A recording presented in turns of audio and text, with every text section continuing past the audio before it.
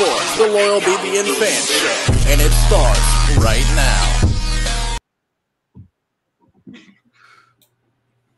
BBN, what's going on, guys? We was trying something. That didn't go as good as I wanted it to go, man. But anyway, we are full in the house today on the Monday night doing the Loyal BBN Fan Show. You guys know I'm here with Jimmy Jam, 21 Crump, and BC has stopped by the show to hang out with us tonight, and it feels good. Gentlemen, what's going on? What up? Man, state of Kentucky, man. It's good out here. We eating good in this transfer portal. We eating good. Jimmy, how you doing, man? Hey, doing great. I'm glad to be back on with the Four Horsemen here. I appreciate it, bro. Yeah, absolutely. We're running a couple of minutes behind. We was trying to get something together. We hope we have a AFO.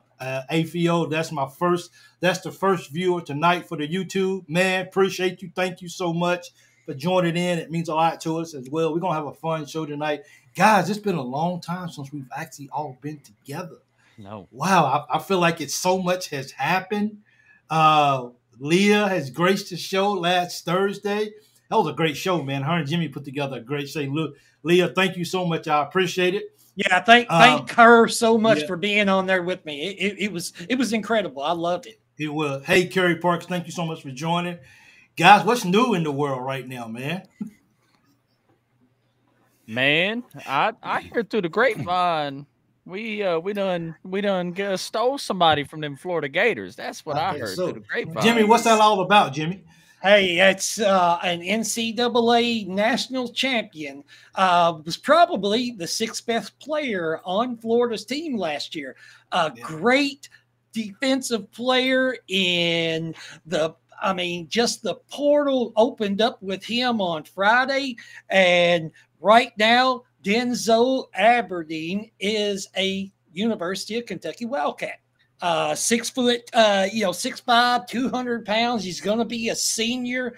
I'm going to probably pencil him as he will maybe be a starter, but this is a great all-around player. He defensively, he is going to lock down, his defend. He is just going to be one of these great on-ball defensive players, and he can get to the basket. He is going to make layups. He is going to make hard shots. This is going to be a great player, and I don't understand. I mean, Mark Pope, this is a surprise. It just came out of nowhere. And way Mark Pope and whoever is helping him getting this thing set up is working miracles on this, because this could possibly be the last piece in Kentucky's roster for this coming year.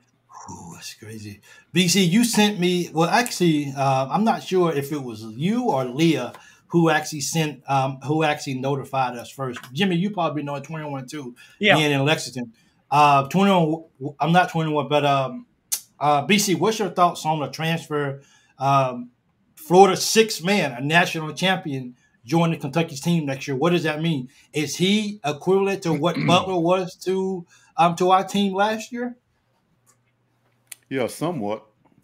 I think he's a good player at Florida, as we know, and he's got national championship experience, so he fits right in at Kentucky.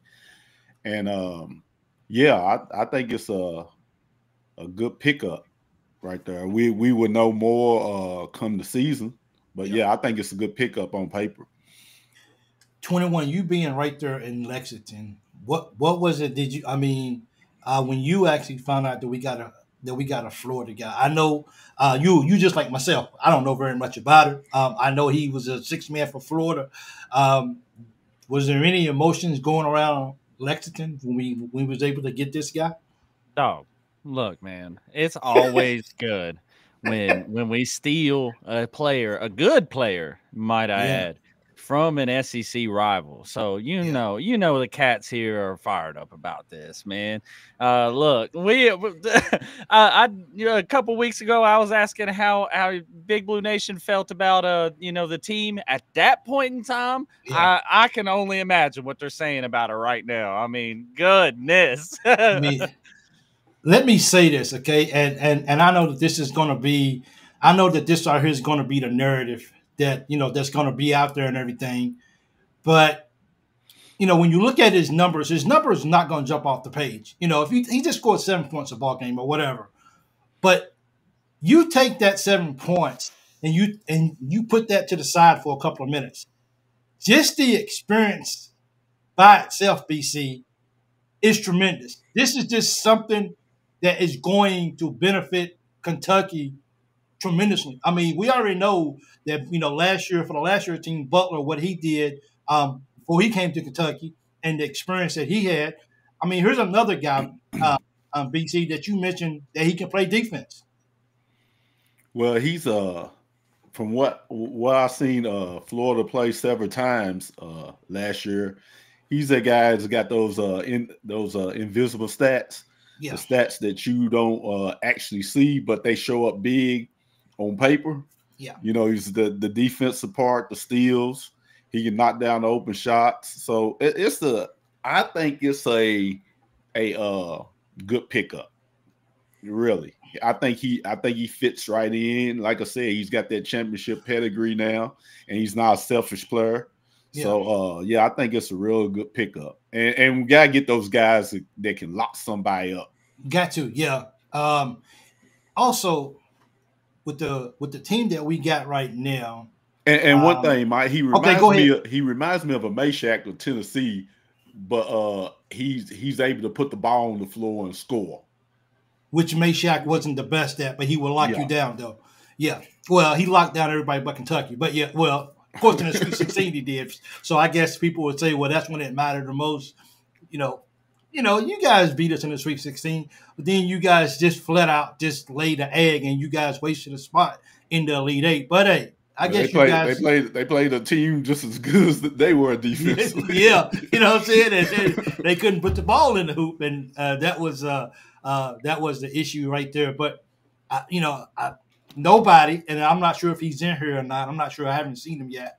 If you guys have, but it seems that nobody sent us all this little piece of information. And Jimmy, you said you've seen it already. Yeah, I've seen this information that there's only 6 schools that has the 2 5-stars: Duke, Arizona, Arkansas, UConn, Houston, and then the 3 schools with 4 top 60 transfers. We're right in the mix. We're at the very top with any team that is going to be ranked in the top 5 this year.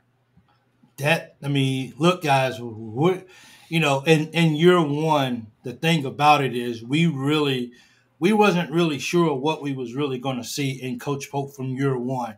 And the thing that was going into the offseason was, is he going to be able to recruit when he has a whole full offseason or whatever? How can you not say that he's out there quietly killing it? Yeah.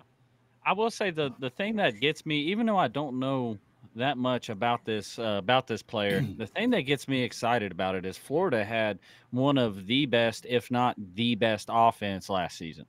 So, Mark Pope, we all know he's an offensive guy. Of course, we want some more defense and all this other stuff. But if this guy left one of the best offenses in the country to come play at Kentucky and in Mark Pope's offensive style, I think that says something. I think he sees that he can fit in and have a better year for sure. Is he coming to Kentucky to start? As a head coach, Jimmy, Mark Pope got some issues on his hands. Now, good issues, but he got some issues on his hands, especially when it comes to. Look, I'm glad that Jasper's on the team. I'm glad that Marino's on the team. I'm glad that Trent has Trent. Not Trent, but Travis. He's already announced that he's coming back, right? Trent Noah has. Travis Perry has not. Okay. So I'm starting to.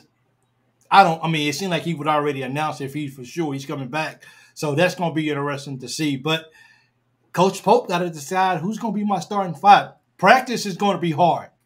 So and I think that's what you need out of your team. You need practices to be harder than the ball games. And I really feel like they're in a situation now where they can put 5-on-5 out there. They don't have to rely on the on the walk-ons or whatever you call the 11th and 12th or the 11th and 12th or whatever guys they got, they can actually go 5-on-5 and legitimately injuries shouldn't be a major problem this year. Yeah, we're deep. We are deep. Yeah. Got a deep deep team. we're as deep as the Titanic right now. We deep. I've seen Johnson, Ortega, Mo, and Jaden. Oh man, I just Mo. Old boy from they came from Alabama. Diabate. Yeah. Ooh, Cool Mo D. Cool Mo D. Well, dude, this is gonna be one heck of a season, guys. And the hard part of it is, we gotta wait until November. Guys, since all the hey, everyone out there watching, since I have all the guys with me tonight, the four husbands, and we here just kind of hanging out.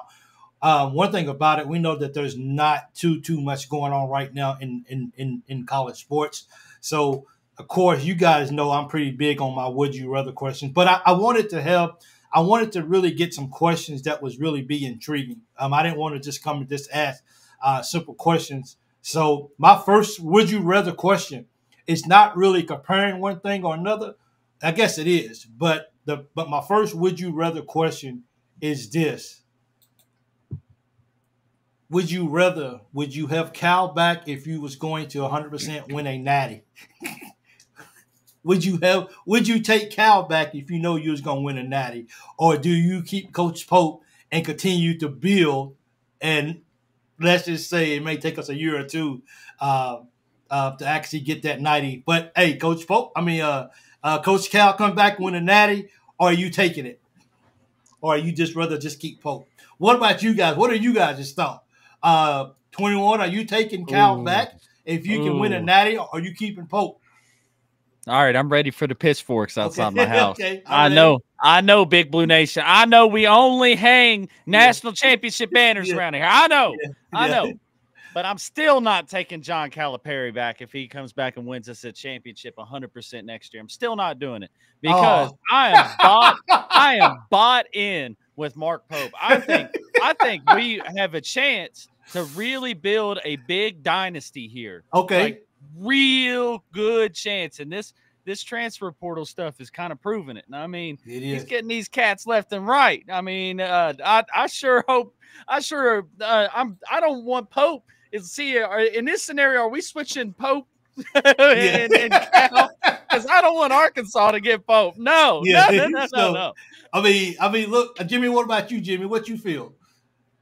I'm gonna stick with Pope. I mean, really? You saw what happened at the very end of about this time last year, a couple, 3 or 4 weeks before that, and nothing was going on. And then all of a sudden you're hearing rumors that Cal's looking and going to Arkansas. Hey, he can stay in Arkansas. We've got Pope, and we're going to have him for 20 plus years. We're going to get championships. BC, what you take? Man, I was looking for a quarter, man. The flip? You gonna flip it? No. But so you saying we get Cal Perry for 1 year, and we're gonna win and win a national championship for sure. We're gonna be the number 1 seed. And then after that year, we get Mark Pope back. Might have to keep him. Well, no. That means Pope is gone forever. If Cal comes back, Pope ain't gonna be back because they're gonna push him out. And all right, 1 year, and then we get Pope back. But you got to deal with 1 year, then you get Pope back. Yeah, I'll take if that happens, maybe. But no, we're not going to get Pope back if they bring Cal back 1 year. Oh, I would love to see Cal as an assistant here. He could be an assistant. I think so, man. Hey, I'm man. Probably take that championship, man. I don't like. Who knows that Pope ain't going to win one this coming year? Shoot. Who knows? He's got the team. Got the team. Who knows if he's going to win one? This team on record right now is better than what Cal has on paper. Oh yeah, most definitely. So you're going to take Cal to come back? If you're going to definitely win a championship, You want to swap teams with Cal and Arkansas right now? if we No. definitely win a championship, With Calipari. That's if and buts. But no, it's 100% win a championship. 100%. No, I mean, He's saying the question is if we got Cal back, yeah, we automatically won a championship. Yeah, will we do that? I'm not taking it. Come on, man, number 9, and then and then let Pope come back and win number 10.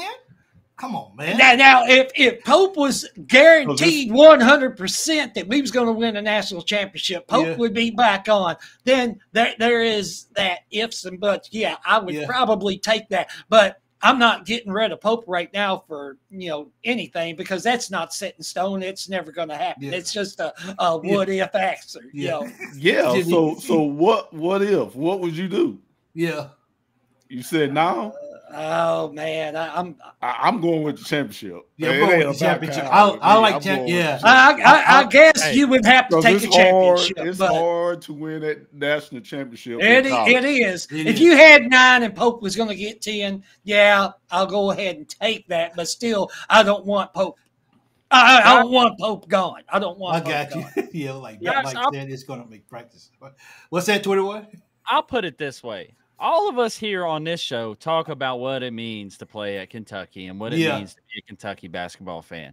Look, we have a coach right now that is all about playing for the name on the front of the jersey. Okay. We have a coach right now that is all about winning every single game that he plays. He wants to win every single game that he plays. He has his players playing 40 minutes. Not only that, he tries to adapt in game to what is actually happening. So look, man, I think we've got the guy that is all about Kentucky basketball. I'm all about denying yourself for the now, for greatness in the future. I'll deny that. I'll deny that in that hypothetical. I'll put that to the side. You keep that apple away from me. Look, man, we sticking it with Pope. I haven't seen not one person say that they want Cal back next year for nothing. They don't even want Cal as a water boy. I guess. Hey, that says a lot when you don't want to bring Calipari back, even for even as a water boy. That is so. What I mean, I appreciate that. Would you rather? We got 2 more coming. So, what does our team actually look like currently right now? So, if the season started, we're looking at one of the most expertly built rosters in college basketball. Leah, thank you for this picture. I appreciate you sending it to me. Projected, and let's just go ahead and say that Jaden Quainess is actually healthy and ready to go. Not the first part of the year, but when we start getting into we start getting into some real games, then that's when he comes back. Because I'm not sure if I would push him coming back playing in those first few games of the season, those really sweet games or whatever you want to call it. But if this is our roster next year, how do you satisfy everybody on this team, BC? Man, that's a really good question. I don't know. You win. It's just whoever goes out there and shows up and who's playing in practice, and it's man, I don't know. That's something that kind of similar what Cal had to do in 2015. Yeah. And they went undefeated into the Final Four. But I don't know. This roster ain't nothing like the 2015 roster.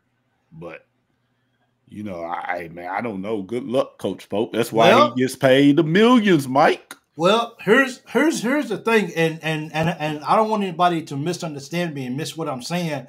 As far as this ain't the 2015 year, we know that was a very, very special team, and may go down as one of the best college teams in college basketball. But here's the thing, though.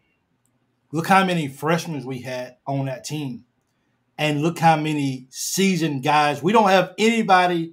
Let's see. It's only going to be 2 people on this list that has never played college basketball before, and that's Jasper and Marino. How many people do we have on that team that was freshmen? and we had a solid team. But look what we got coming in right here. How can this team right here not be looked at as being? I'm not putting them in the same class as 2015. I'm just saying when you take there's only 2 freshmen on this team compared to what we had in 2015. I don't know. Yeah, the thing with that though, Big Mike, is them freshmen in 2015. Yeah, they all could went first round. Yeah, that's true. That's the only that's difference. The difference. Okay, these guys right here can't go first round. Maybe two of them. Okay. If they could, they wouldn't be playing in college. I got you. That's the only difference. That's why I say they're not like that 2015 team. Yeah. But if they go and win a championship, they better than the 2015 team in my book. Yeah. When you win a championship, that's forget you go 30-something-0. Well, let me ask you this question then, guys. When you look at this roster right here, and everything, and when you look at hold on one second. Let me see if I can do this for a second.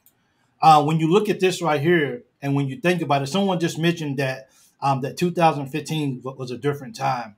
Back then, if we're being honest, freshmen kind of ran college basketball. Now you got guys who are sticking around a little bit longer. Now they're making money with the NIL and everything, and now they're sticking around. Why rush? I'm not a first round pick, so I can just stick around. I've already been playing ball for 3-4 years. I got that experience. They might not be first round draft picks. I guess it makes a difference, BC. I ain't gonna lie. Let's just call it what it is. First round draft picks is you're a pretty good player. Oh, it makes a big. Players are staying longer, but freshmen still are the best players in college basketball. Yeah. They still the best players, like Jimmy Jam say, those Burger Boys, they still the best players. They the ones that's gonna get the lottery picks. Yeah. But now the guys that ain't going in the lottery, they can stay on in college and get paid. And get paid now. But I mean, adding this type of experience to the team is. It matters. And it matters. And this right here is across the board. This is across the board for all NCAA teams. I mean, for all teams. It matters, man. This experience. And for me, I really enjoy when we had the big star, the big time 5-star players come in and everything. But I'm not gonna lie, bro. Like I really enjoy watching basketball with these older guys play basketball now. It's fun. It is. And you mix in some of the young guys with it, some of the young 5-stars to go along with it. It's going to be great. It is, Jimmy.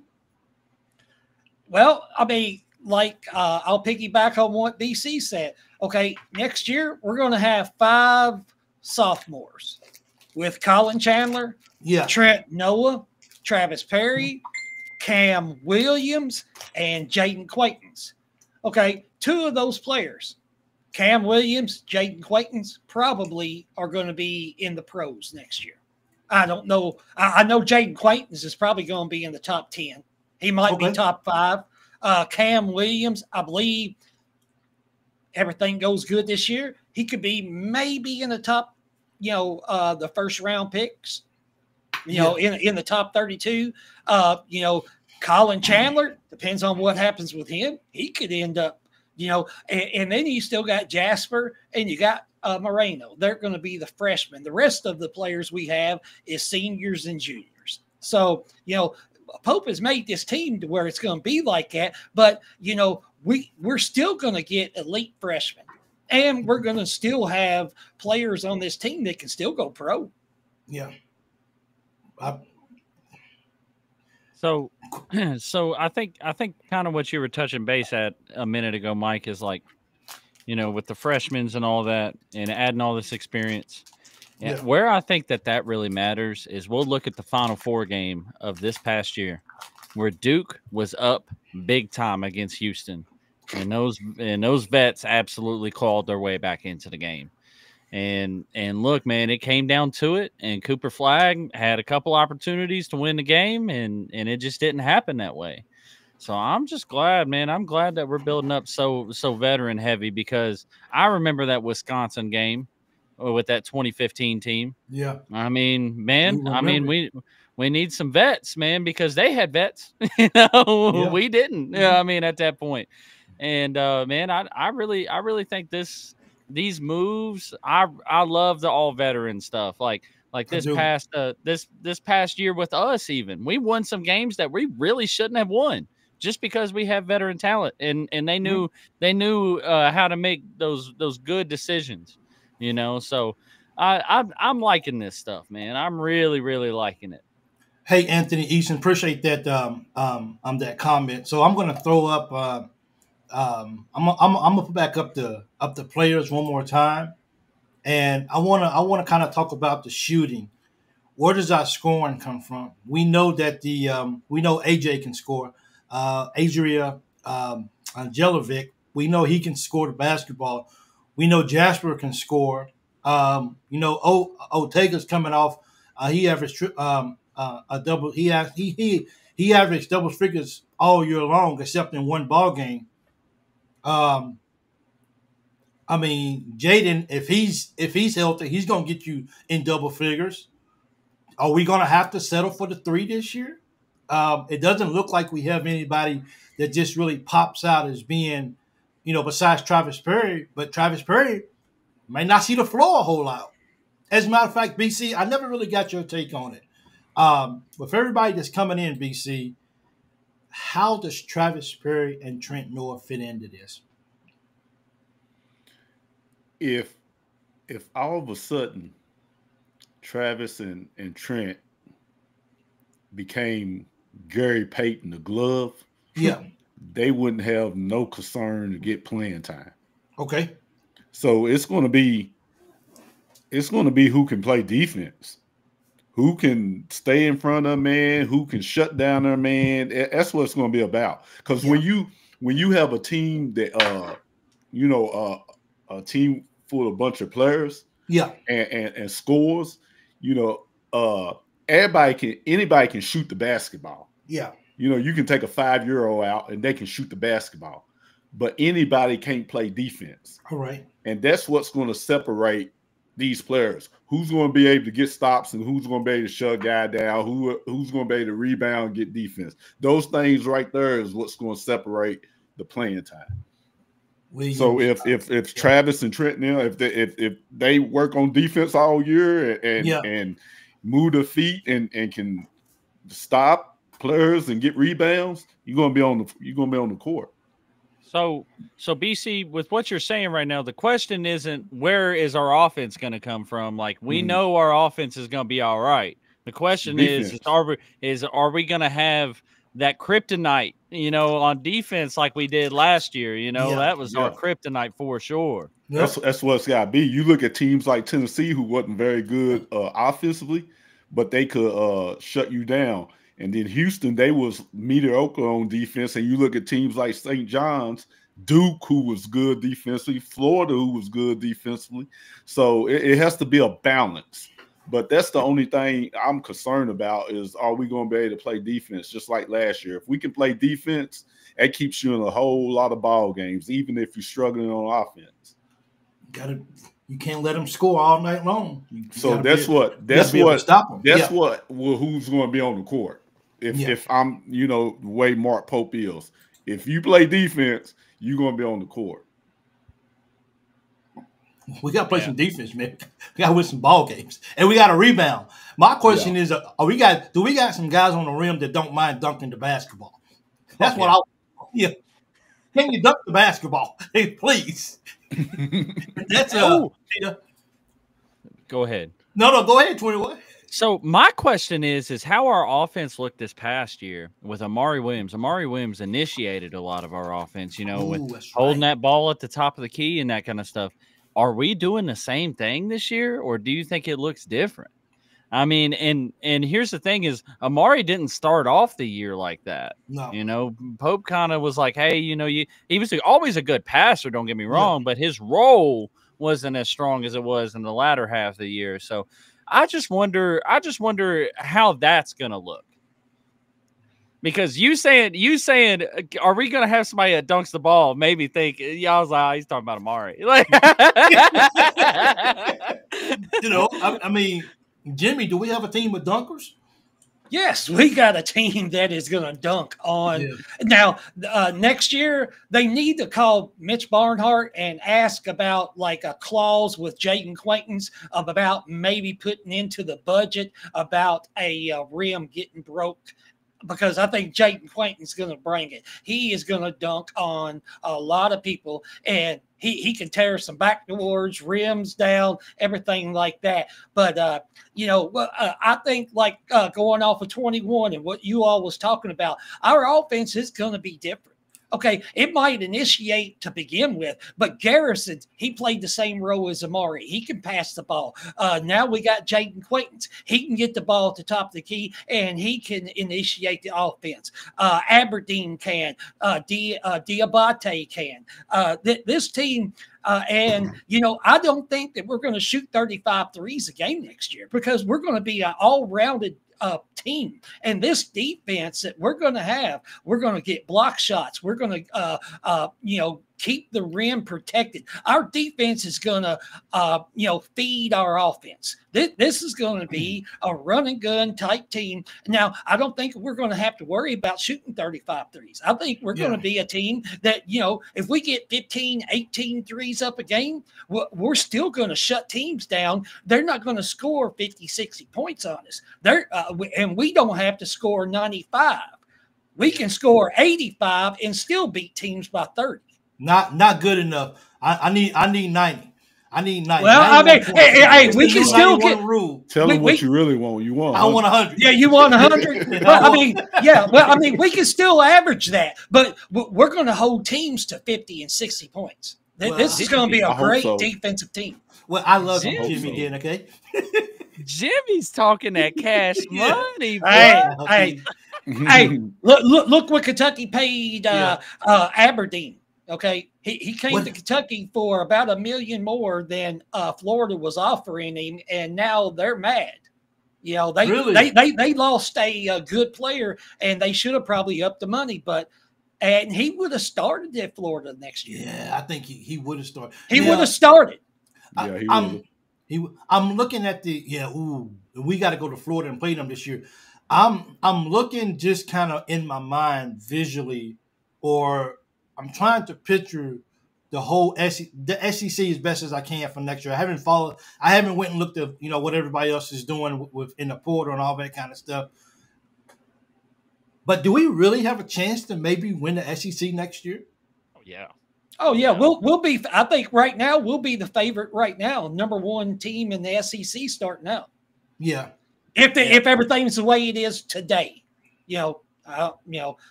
million for a 7.5 for an 8-point a game score. Well, I mean,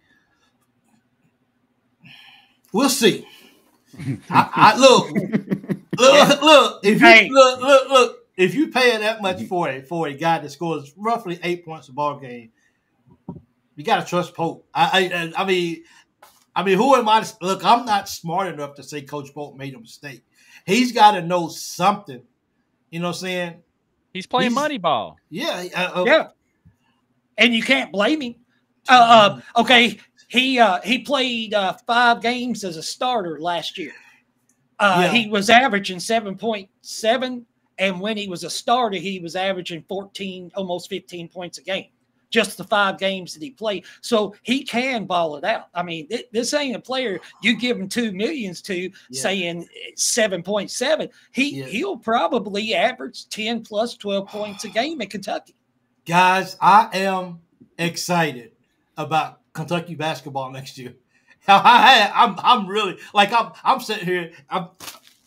Look, I just got through more than a half of a backyard, and now I got the munchies, and I haven't even been on that Scottie Pippen. You know what I mean? So, I ain't been on no nothing, and I got the munchies right there. But I'm excited about Kentucky basketball next year. Should be. It's a long off season too, man. Like we still got football season. Speaking of football, let's do our next would you rather question, guys. The number 2 question is, Let me know you guys' thoughts. 16 in his 5 starts. That's not bad. 16 in his 5 starts. That's not bad. Didn't want to lose him, just like Bama didn't want to lose Mo D. Kentucky didn't pick it up something. Another point that somebody come up with today, I was watching, it was talking about Florida. If you asked the players on Florida who was that glue guy, and everybody mentioned it was Aberdeen. And if you asked who on Alabama's team, all the players said Diabate. So we got 2 players from SEC teams that all the players from both teams are saying those were the 2 players that they're going to miss those 2 players. Wow, bro. And Mark Pope went and did it. Mark Pope did it. The money did it. Whatever you want to say, whatever the narrative that people want to use, he's at Kentucky. So the NIL is what people's doing. People's choosing. We can't get upset when somebody outbids Kentucky, so people shouldn't get upset when Kentucky outbids somebody else. That's just the nature of the game now, and it's something that we're going to have to deal with. Let's get into what's that, BC? Does this team right here put more pressure on Mark Pope? Ooh. He's already got tons of pressure. I know he had a lot of pressure, but I think the Big Blue Nation, from what I discovered, was a little more lenient this year. No. Does this put more pressure? Yes. I'll tell you this firsthand experience. I am out here in the streets of Lexington interviewing Big Blue Nation. I promise you right now, there's no way Mark Pope has more pressure on him than right now. Okay, we just made it to a Sweet 16 with a team assembled in 90 days. You're pulling in all these transfers. We're lighting this portal up, shooting holes in it like nobody's business. And then, look, man, I'm telling you, before, like a week or 2 ago when I was doing these street interviews, the expectation was Final Four or championship. There was only 2 people out of 20-plus people that I interviewed that those 2 people did not say Final Four. They said Elite 8. Everyone else said Final Four. Without a doubt, Mark Pope's got a lot of pressure on him right now. Hey guys, I'm just gonna eat my little treat and just sit back here and watch, okay? Because we know what time it is. Better team, more pressure. We know what time it is. Hey, don't act like you don't know the assignment. We get ready to go do it, man. You know who I can't wait to play next year?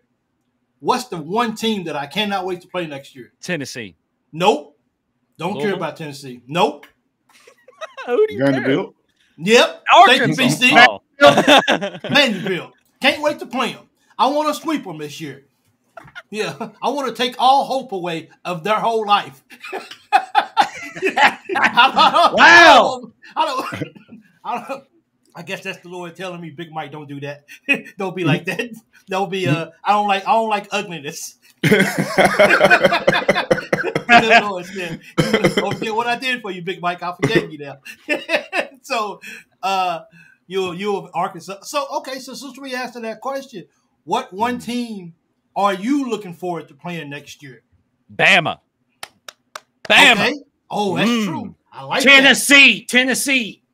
Arkansas. BC, who you looking forward to playing next year?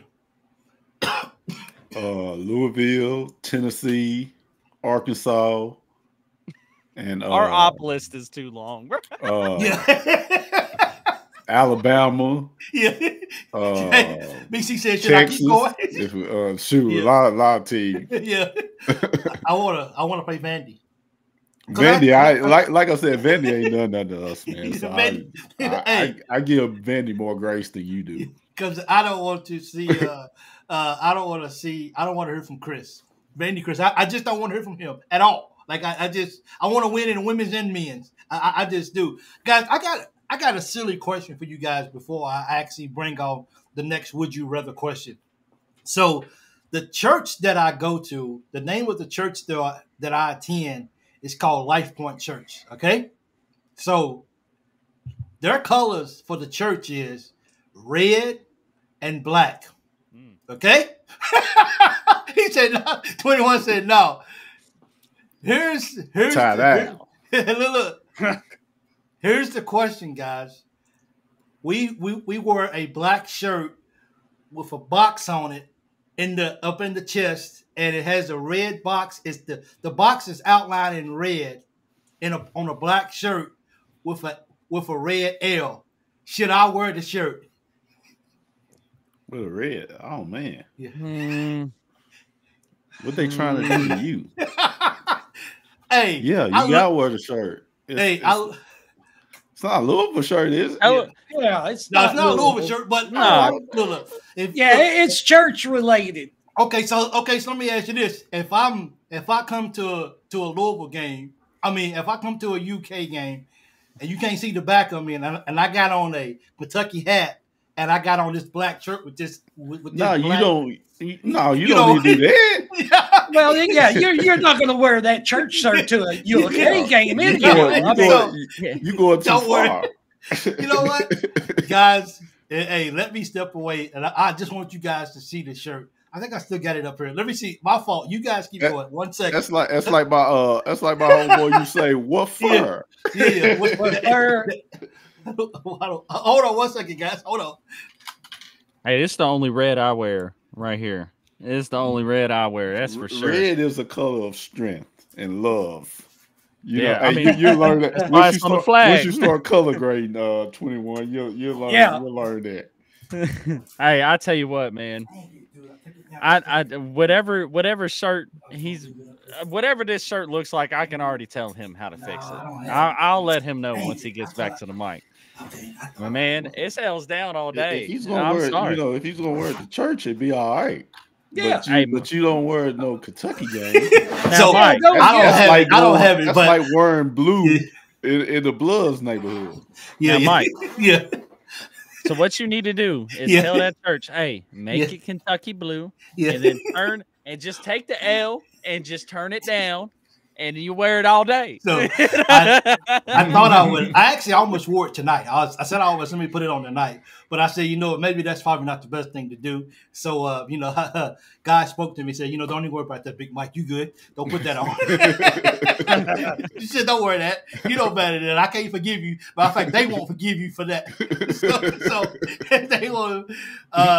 Somebody said Mike's chair is suspect. Yeah, you got a red and black chair. Come on. So when I left to go overseas the first time to Kuwait in 2020, when I came back home, my son had brought a chair, and this right here was his gaming chair. So this right here was the only chair that I had. So because I'm on the road so much, I hadn't brought me a new one yet. So we just tried to keep it real. So let's get off the red L, okay? Let me get on the second would you rather question, okay? This is the second would you rather question right here. I gotta say it right. Would you rather watch in person Kentucky play basketball and win 50% of the time, or never watch in person and win all the time? Is that pretty easy? Because some people are diehard. I'm going to the ball game to watch the game. Is that as easy as it sounds? Because, people like myself that don't never get to go to the game, I guess that's pretty easy for me to say, I just stay home and watch all the games and I won't go. But some people are diehard. I'm going, I got my season tickets. I ain't missing a ball game. What would you guys do? 21. Oh, man. I'll bear the burden, man. I just won't watch it.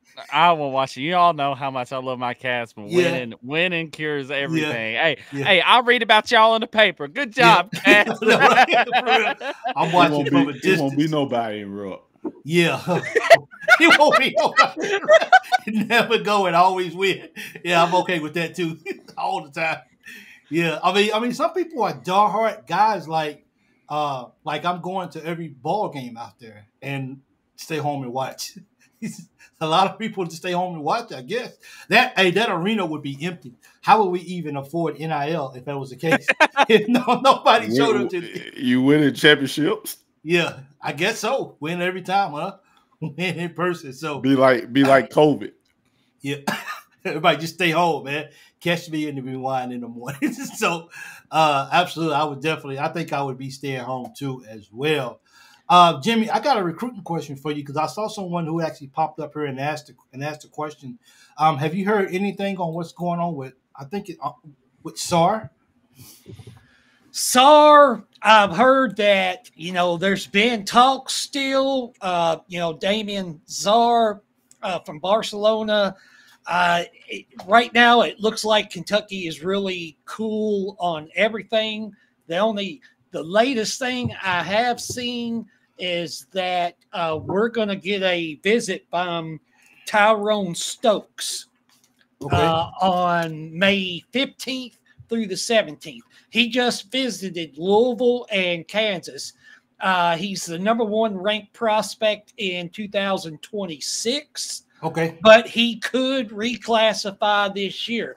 Ooh. People have said that they think he might go ahead and stay in 2026 class, but that's just up to what's going on. But I know that we have a recruiting visit with him the 15th through the 17th.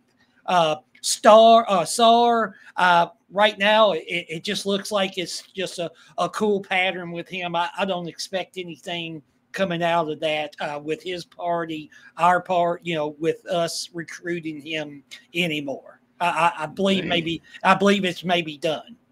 Wow. I see here on X, somebody said, is he that good? Somebody said, would you rather have, would you rather have question. Would you rather have Ortega back for his senior year or for Stokes to reclassify? I mean, he's ranked #1. That? Yeah, he's originally from Louisville. He's been playing like out west, basketball and stuff. But he's already been to Louisville. He's been to Kansas. He is the real deal. Wow. Let me see this right here. Leah says on Sarr, she says Sarr. They are talking Sarr going to the NBA. So. That's what I'm thinking too. Everybody, the sources that he's not worrying. Pope's not worried. They thinking he's going straight pro. Wow. Yeah. I mean, that's a big thing. I mean, are you going to give up? Are you going to give up a proven scorer, a proven defender in Ortega, just to bring in I guess if he's #1 and if he's that highly recruited or whatever. Look, this is just me personally. I don't know how you guys feel, but I like having an older team. I really just like having an older team, and I like that we can sprinkle some 5 stars in it. But overall, I like the fact of walking into practice the first day when Coach Pope huddles everybody up. Guess what? Everybody on that team, outside of the 2 freshmen, already know what's expected at this level of college basketball. Yeah. And with Jasper and Marino seeming like 2 mature guys, the older guys are going to bring them along. And believe me, as soon as they can start getting more hours, getting up and down the court, physical contact, I think this team is going to grow and they're going to gel. And eventually, one thing that really bothers me about when you start getting this many guys in is that the egos.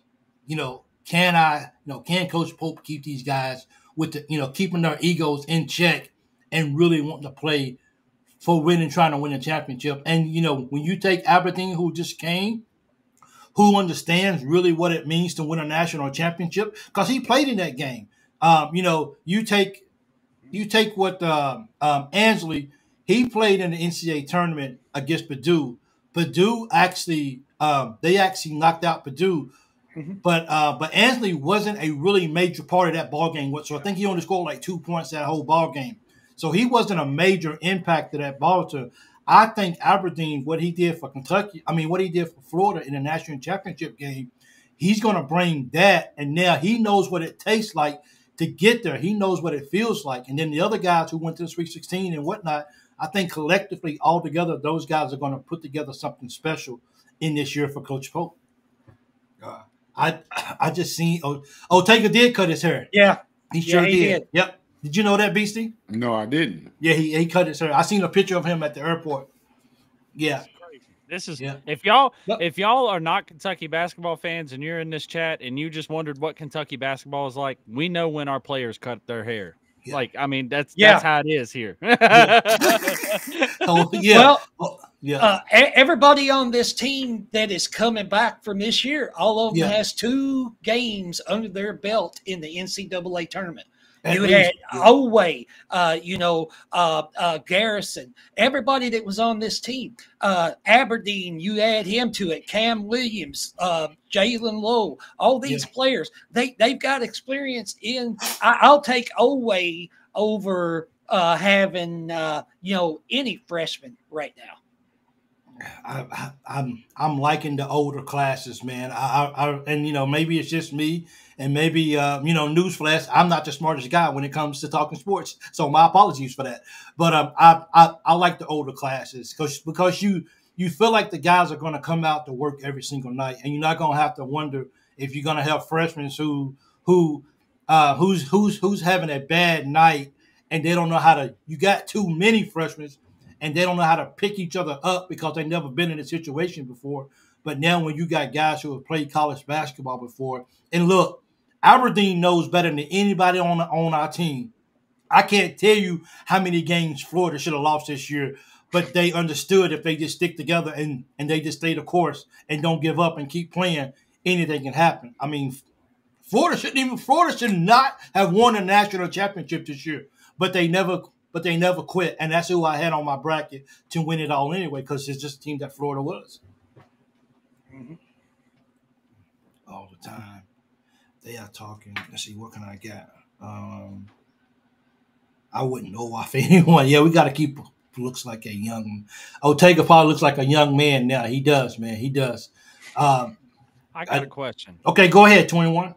Last year, the big narrative around Kentucky was – who's their go-to guy? Yeah. Is Oway our go-to guy this year? Without a doubt. Without a doubt, he's our go-to guy. Yeah. I mean, he's definitely going to be the clear leader on the team. I mean, he'll be the most senior player on the team and, is most consistent player. And, I guess he's going to be our defensive leader without a doubt. I mean, the guy plays defense. All these other guys are a question mark. So, well, and what do you think about that, Jimmy? I'll let you guys on UMBC respond to that. Well, defensively, I think we're going to be perfect. I mean, you're going to have lockdown players, but as of just Oway being like the person that would have the ball in his hand, I disagree with that. I believe you can put it in Lowell's hand. You can put it in Diabate's hand. You can put it in Aberdeen's hand. Colin Chandler, Jaden Quaintance. I mean, Yelovich. There's going to be a lot of players that Mark Pope is going to be able to just call on, and it's just not going to have to be one person. It's going to be a committee, and a lot of these players, they might not make the play, but there's going to be somebody right behind them that's going to pick it up and make that play happen. Yeah. BC? Man, I be able to tell you when about around December. About when you shopping for Christmas presents, I be able to tell you. Okay. Well, I mean, because like right after the first year, the first part of the year, because we'll be around that time. We should either already play Louisville or we should be getting ready to play Louisville. If not, oh, that's right. Sorry about that. I did. Sorry about that. I put the wrong thing. I put sophomore Garrison. Junior Garrison. That's my fault. JG. How is he going to be in year 2? Year 2 at Kentucky. Him coming back, I think, is really big. I look for him to have a big jump. I hope he's already in the weight room. And, now that that's over, he ain't got to worry about if he's going pro. These guys can just get down to business and play basketball. And I think that's very important. I hope he's working with Hakeem Olajuwon. Well, he's going to be playing. Work on some post moves. Yeah.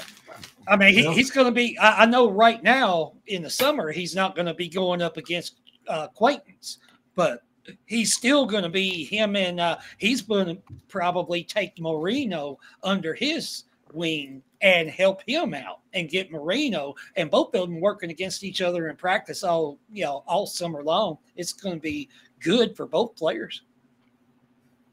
Tyrone Dunn says, Beast mode in effect up and away. Oh, we got a lot of hands, but in the beginning it's zeros hands 33. Right. Yeah, It's going to be his team. Yeah, I really think BG though, Brandon Garrison's he's gonna massively improve. Massively improve, man. I mean, he got his butt kicked this year. I mean, and it was night in, night out, and he heard all the noise from Big Blue Nation talking about how you 7 feet tall and get 3 rebounds a game. I mean, he's heard that. He's heard that all season long. So I mean, and I tell you what, he's probably not going to be able to come back next year if he doesn't massively improve.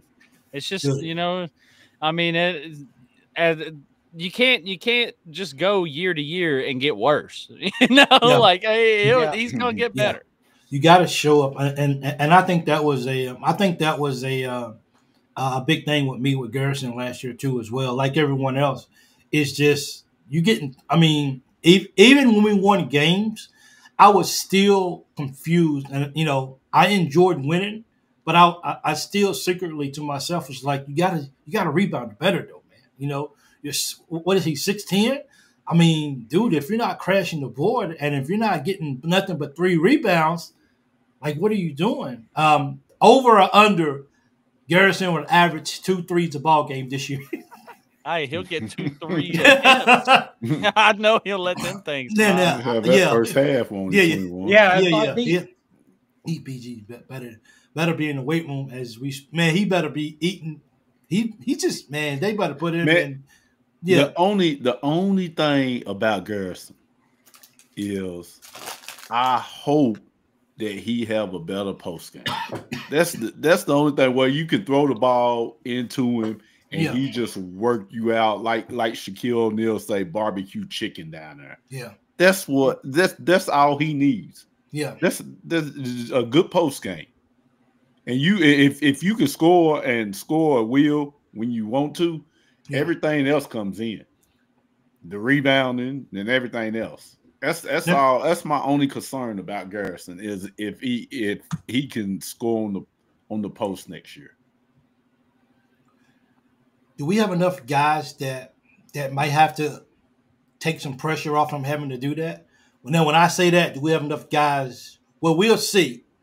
Do we have enough guys coming in that would take the pressure off of Garrison because we can get to the rim so easy? Well, so I guess my question for you, BC, is yes, we want Garrison to get, yes, we want to be able to throw it into Garrison, but if we have enough guys that can get their shot or that can get to the hole, does that take a little pressure off of BG of having to score so much and let him focus on rebounding? Well, to me, Mike, he don't have any pressure. It's from last year. I just would love to see if you throw the ball down low, he's willing to score instead of passing. Okay. It was times he got the ball in the paint and he had a shot, but he was looking to pass.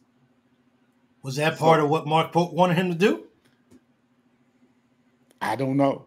It wasn't what I wanted him to do. Yeah. But it was times where I'd rather him take a 3-pointer than get the ball and try to do something on the post. I think we all did. But I just would love to see him be able to score on the post and get that 10 or 12 points because we need Kenny Payne. We need Akeem Olajuwon. we need Kevin McHale. Yeah. Okay, I got you. Yeah, I just would like to see him score more, man. That's okay. Just the where you can throw the ball on the post and he gets some buckets. That's all. Absolutely. I like what George put too. George, thank you for the comment. George says, as athletic as Garrison is, if he develops some post moves, it's game over. We too deep in the post. Yeah. Man, dude, that that says. I mean, I hope Garrison's getting it together, man. I really do. And and once when I heard he was coming back, oh man, I was happy. I think for me, when you get guys back, it says Mark Pope doesn't have to go spend a lot of time trying to replace them now. Now he can go after Pacific needed players because he's getting some guys back, and now he can go out there and get those guys. And now for him, if the recruiting is done, Jimmy, I want to ask you, if you think that that it's over, we got our team for next year. Mark Pope is probably sitting home right now, relaxing a little bit because it's time to go to work now. Yeah, I agree with that 100%. There's always a surprise, but I think right now the way they texted out this roster, what's on this roster right now, they have texted out and said our coaching staff is happy. They like this group. Something could happen, like maybe Oweh doesn't come back, but I believe it's like right there, 100% chance Oweh is going to be back, unless we got that Hawthorne that we was had in a visit, and he just be a project player to play. But I believe this is set, and I think right now he is sitting back and he is very relaxed, because at this time last year he only had, I think, maybe Amari Williams on the roster and was scrambling to try to get everybody else. Now he can sit back and say, this is the game plan. This is what we can start doing for this coming summer. When the players get back on campus in June and get ready for summer practices. Hey, I got a question, Jimmy. Okay. And 21, Mike too. You can maybe answer this question. Do you think that last year Mark Pope actually had the team that he wanted versus this year where he has had time to get players together? Do you think last year, which he did a great job, do you think that was actually the group of guys that he wanted? Or was it just getting guys out of desperation? I don't know if it was very many guys left out there to get. Was it? Well, here's the thing. So are you thinking this year is the guys that he like handpicked and like, this is what I want to build a basketball team. I got this guy, I got that guy, versus last year when it was like desperation? So I believe, yes, this year is the team that he worked hard on, and he put these pieces together and tried to do everything, along with, the two recruits that he had coming in with Jasper and Marino. Last year, he didn't have that. All he had was Travis Perry, but this year, and like compared to last year, I think he had to duck and move and fly here, fly there. Hopefully this person says, I'll come. I believe this year is the team that on paper is the one he actually really wanted.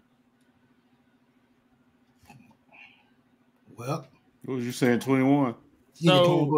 Yeah, I felt like he was a little rushed last season. I don't feel like he got every single player that he wanted. A lot like, like what Jimmy's saying. But like, I do genuinely believe, like, of course, there's a couple players that we missed out on. And I know Mark Pope wanted a couple of those players for sure. But for the most part, Mark Pope, he picks players for their attitude. Number one, for their attitude, their willingness to learn, and number two, how well they fit into his system. He's not just picking some big name guy just to have a big name guy here. That's not it. He wants to win the games here. So, I really genuinely feel like this team that we got this year is his handpicked team. This is what he wanted. And the backups, or whoever they are, however how that's going to work out for everybody, is that we got. Let me ask you this: is running the platoon an option, or is it going to be a night in, night out scenario game plan that's going to best fit Kentucky this year? 21. I don't think it's going to be a platoon. I don't think it's going to be a platoon at all. I mean, look, the reason why we had the platoon system with that 2015 team was because all those guys agreed with Cal, hey, I'm coming here and I want this specific amount of minutes. I'm trying to get to the league. here, I mean, hey, it's survived till the next year. You know, make a good career resume until you get some more NIL money next year. You know, that's the way college sports is now. So I mean, I think we're all trying to win. You know, and yeah, that's what I got to say about it. This is where's it at? Mike Dow, thank you for that comment. This is something that we talked about a lot last year too, as well. Most players from last year's portal didn't even know who's Kentucky coach was going to be until late. So everyone didn't wait around. Once John Calipari said he's not going to be at Kentucky next year, a lot of people was like, well, Kentucky is completely off my radar. I'm not even worried about those guys. I don't even know who's going to be coaching. So let me grab up a team before it's too late. Now, as 21 said, he had a chance to go out and really look and really see. Now, did we miss on some guys that he probably wanted? Yeah, I'm sure that we missed on a couple of guys that he wanted. Let's just be real about it. Somebody outbidded us, or just guys wanted to go, play for other schools. Other guys wanted to go be the guy. I know you saw that 21, not 21. I did. But BC, you saw that, didn't you? So, some guys want to go be the guy. And I'm really happy that this guy's I'm glad that we didn't end up getting him because he showed his hand real early. And, if Indiana outbidded us and they got the more money that we got here in Kentucky and the guy wanted to, the bank or the bag or whatever you want to call it, but then Coach Pope laid out the carpet for you. He laid out the carpet, and then you just go, and then you have the comment is that you just want to be another guy. So here we are now. We get to play Indiana this year, and I hope we smack them in the face as much as possible. And look, I think Ortega's going to come back just for that, just because of that game, because Ortega wants to put it on his head. He wants to posterize him, that's for sure. Vandy Chris says the SEC is going to be very interesting next year. Nobody knows who is going to be a good and who isn't. I suspect Florida will be the team to beat, followed by Auburn. But after that, a crapshoot. Florida's losing. Okay, go ahead. Yeah. The SEC is going to be garbage next year, basketball. SEC is going to be pretty bad next year. I mean, guys, we just had a historic season for the SEC. There's no way it gets as good as it just was. And I feel like a lot of these a lot of schools got a lot of this NIL money. You see people like, for example, Texas A&M's coach went up to what? Maryland, right? Yeah. Mm-hmm. So I mean, stuff. I mean, we've already lost one really good team from last year, and that because Buzz Williams is gone. So I mean, I just don't see the SEC being that strong next year. Auburn's not making really crazy moves in the transfer portal. I haven't really heard a whole lot about Florida. And so, I mean, the only team I'm really hearing about in the SEC is Kentucky. Of course, I've got them blue lenses on, of course, but I just don't see the SEC being as strong as it was last year, without a doubt. I just don't see it being – I mean, we still could be the best conference, but I just don't think we'll be as stacked and loaded as we were this year.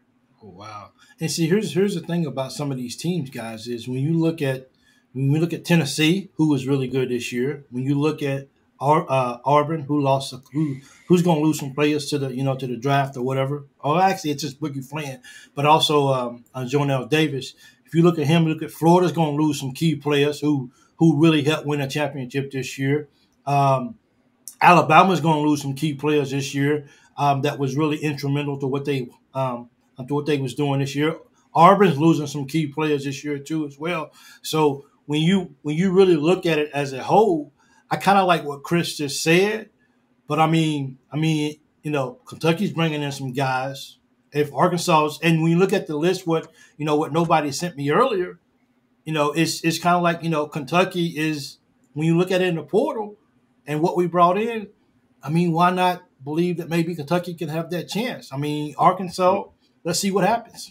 I know Arkansas. I know Arkansas will be good. I know if Florida, if they got guys coming back, they gonna be real good. Yeah, and especially if Clayton Jr. comes back.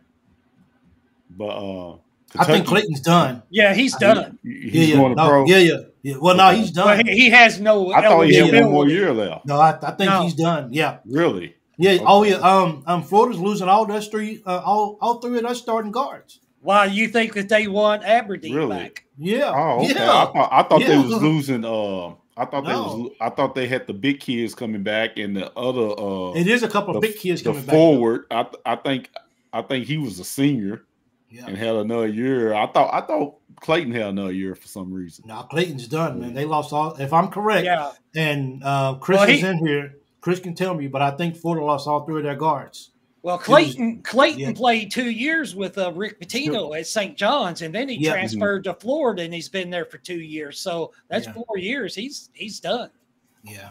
Florida lost their whole backcourt and replaced with Ivy League. Also, they don't get a fifth year. Not yet. I have not. I know that the NCAA was talking about granting players a fifth year, but I've not heard anything. How old these? I tell you what. Hey, I tell you what. Old boy from Florida, I think he get drafted, bro. Walter. Yeah. Hey, that dude makes some. He's the best guard in college. Yeah. Hey, he made some money this year. He took over games. I mean, he took everything over when it mattered in some of these close games. Yeah, he was the difference maker. Yeah. In the whole tournament. Not 80% good, but about 2/3 dominant as last year. Outside the conference, number 33, in my opinion. Look, if we're gonna talk about Ortega, he's just Clayton going pro. Yeah, he ain't coming back at all. Yeah. Yeah, he ain't coming back at all whatsoever. But Ortega, we talking about Ortega again. I mean, he's just a reliable guy. I mean, he's the only guy that only missed one. He went the whole season in double figures except one game against Alabama, and that's another reason why he came back, so he could beat those guys twice, for sure. Just like Jimmy said. So we're gonna see how this actually all plays out and everything. That kid from Duke said coaching sucked. I'm not sure. Hey, Mobley, what guy are we talking about that said that the coaching sucked? Let us know. Can you give us a name if you can? It might be that Shelton boy that just decommitted from Duke. But I think he's just a freshman, but I don't know how he would know about the coaching. Oh, yeah, I know, right? Yeah, we did talk about Peanut. We saw Ortega's haircut because I did a double take when I first saw his haircut. I was like, does he have his hair pulled back? Is that a haircut? I thought he was 10 years old. So what's a grad senior? He already graduated, like say his junior year, and he just there his senior year playing. It's a lot like the COVID years, and so like it's like they've already graduated, but they still have a year of eligibility to play. Okay, that's what from the COVID. Okay, yeah. So or if you get red shirted, you can get another year of eligibility. I knew that. Okay, I forgot about the COVID. I'm not sure how true this is. Talking about red shirt, I'm Jimmy. I'm not sure if you heard anything, so you keep up with this kind of stuff too as well. About what? I heard a phrase that Perry was thinking about redshirting and then setting the year out. I don't know how true that is. I did see that, but it's a lot of stuff when it comes to UK. There's a lot of stuff out there, so you got to kind of weed through all of that. Yeah, but, I've not heard anything like that. I know yesterday was his birthday. Okay. Yeah, yesterday was his birthday. I figured that would be a day that he would say. Oh, he got the same birthday as me. Happy birthday, BC. Yeah, happy birthday, BC, man. That's all right. But, yeah, I figured maybe he would have made an announcement yesterday, that he was going to be actually coming back on this team. But I have heard people say something about him redshirting, but it's nothing that news that I've seen. They said he needs to work on three-point shooting. And I'm okay with that too as well.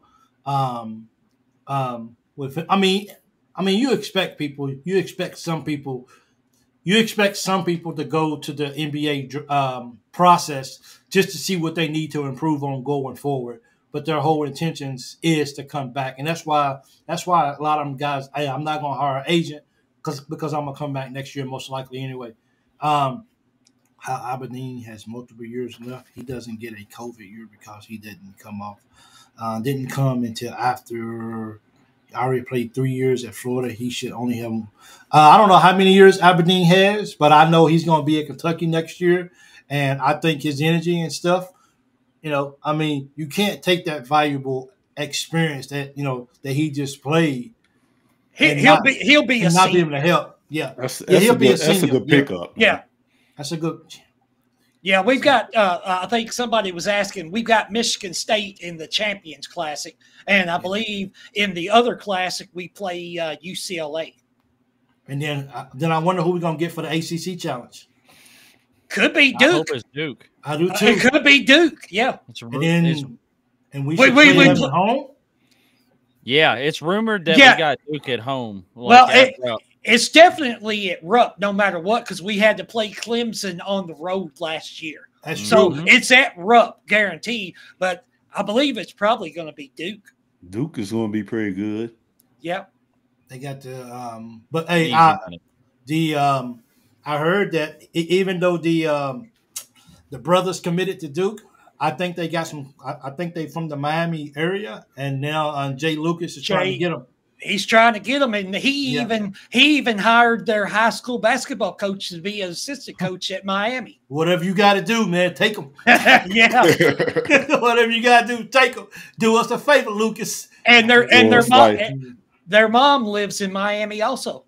Yeah, It's like So, the I off mean, season in the NBA, man. It is, bro. Everybody get up and pack your bags, and we moving. We moving cross country somewhere. I think we got Duke also. I mean, believe me, it would mean more to me even if the Bruiser twins did stay at Duke and we played Duke, because I don't want nobody to be like, well, you guys might not have won the ball game if the Bruiser twins would have stayed and all this kind of stuff. So if that means that we get to beat a quality team in Duke with those two guys, then we should go ahead and stay. If was a fifth, we all be drunk. There you go. No. Yeah. So hey, I'm with you on that though, Mike. Hey, bring your best team. I want Kentucky to beat these good teams. I want these teams to be so obvious that they're really good in elite, and I want us to beat them. I mean, we don't run from challenges here. I mean, well, again, gentlemen, what do we hang, man? What do we hang, man? We hang championship. We hang the national banners, dog. That's it. We hang that stuff that you look up in the banners and it's waving because of the breeze coming through, because of the storm. I think Carlos is going to let them go straight to the league. He will help them play at least 1 year of college basketball. He's been there and done that. I don't think they're going to the league. No, they won't go to. I'm not. Yeah, they're going to go maybe to another college program of Miami. Yeah, I mean, we'll have to see. I mean, if it's the Boozer twins, we know how committed their dad was to Duke. Well, maybe something good to come out of that. Guys, are we ready for our last would you rather question? Yeah, why not? Yeah, go ahead. It's our last one. Oh, this is the stinker, isn't it? Oh. Okay. Okay, here's the third and final would you rather question today, guys. Would you rather go to the football natty and win? I forgot to add it, and win and miss the NCAA tournament.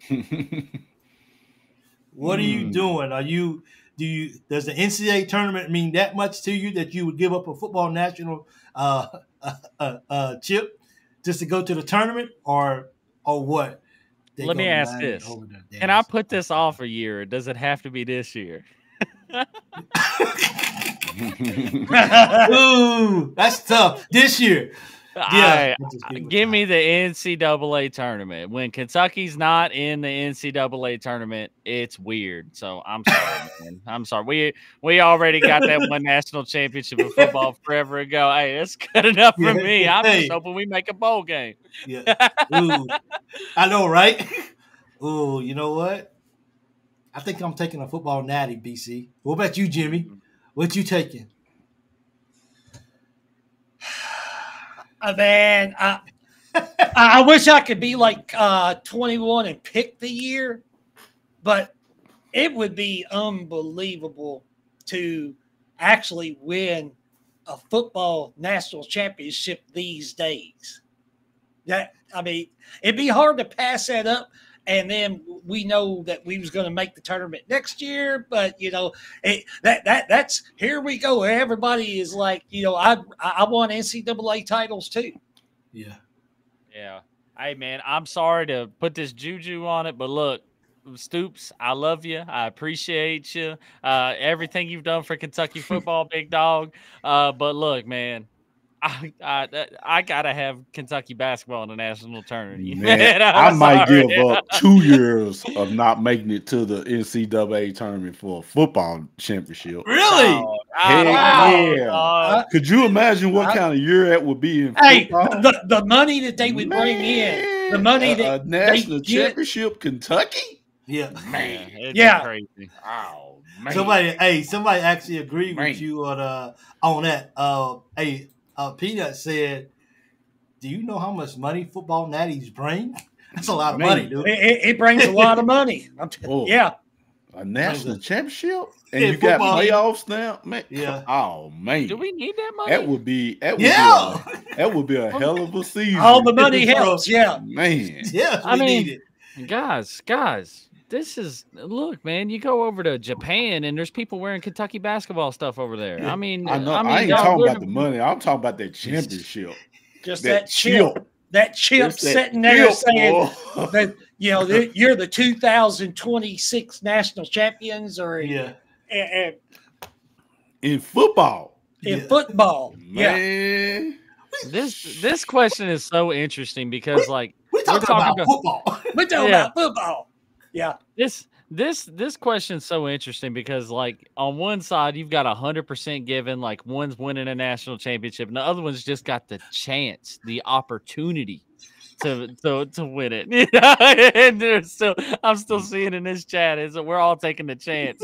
We're betting against the house, big dog. No, I thought it was we are definitely going to win the championship. Yeah. It's we like, have to be definite. yeah, Yeah, it's like you trading not to go to the NCAA tournament in basketball to get a definite national championship in football.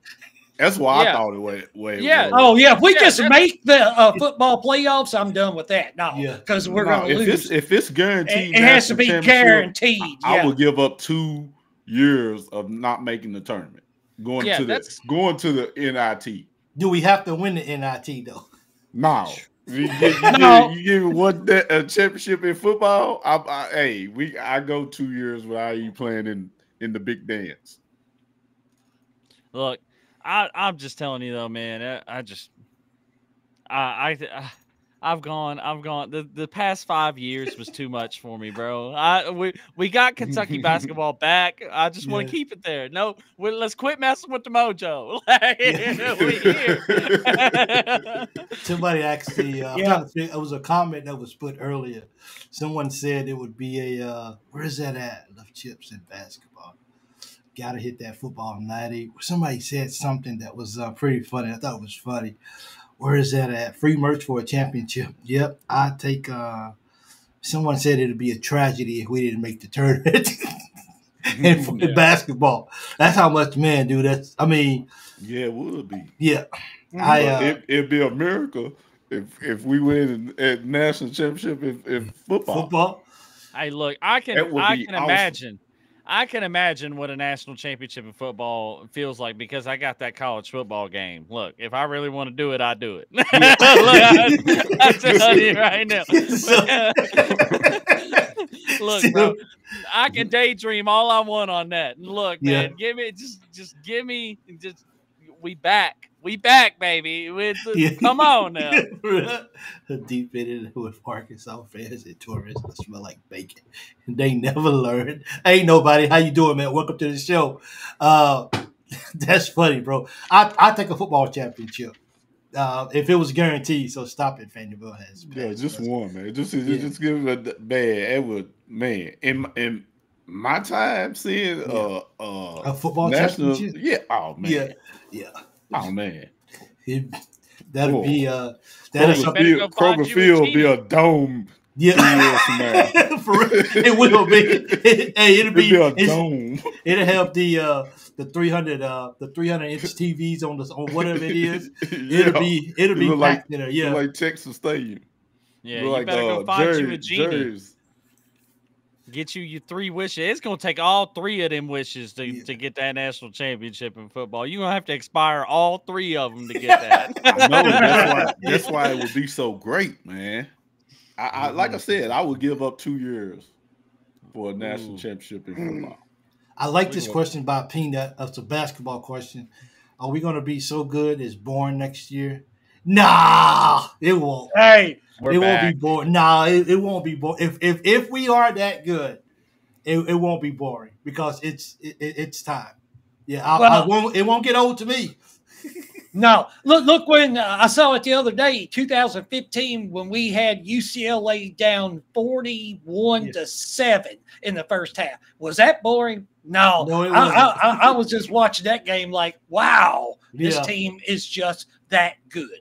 And we put a good shellacking on Kansas that year too. Yeah, we did. Yes, we did. So, nobody thinks or believes that Pope would run, or he's throwing it out that Pope is running the platoon next year. He said, I don't know what he's going to call it, but we're going to run it probably. Is Kentucky, is the fan base ready for that type of system next year? Running 4 or 5 in, and then in every Mark Pope has a good hit right now. He has a chance to have a good defensive team next year. All he has to do is write defense on the board, circle it, and say, if you want to be on the court, you better play this right here. Yep. And that's our game plan. That's right. I think Mark Pope is too smart to limit himself to constrict himself with this whole platoon stuff. Like I really feel like that's a detriment, because if you're like, hey, look, at this point in the game, I'm pulling all 5 guys out and throwing in a new fresh 5 guys. It's that works when that other team still has the same 5 guys out there, you know? Yeah. So, I mean, look, we're going to have to plug and play throughout the season and all this other stuff. We got a good problem to have right now. It's a very, very good problem to have. Go ahead. That's like when Cal ran the platoon, man. At that time, it was pretty much no other choice. Yeah, and nobody could hang with either of our 5. It wasn't no other choice, man. You was 10, 11 deep. It wasn't no other choice. But Mark Pope, I think he knows what how to coach a team that got a bunch of good players, because he played on a team with a bunch of good players. And Pitino didn't run a platoon system. It was, if you play defense, you was on the court. If you're tired, come over here, sit down. That's what it was. And they press every made bucket. If y'all remember back the team in '96. We got enough. Oh, yeah, I remember that team real well. I mean, it seemed like we got enough guys to do that. And I like what Snake Oil Salesman said. You can't bench a hot hand.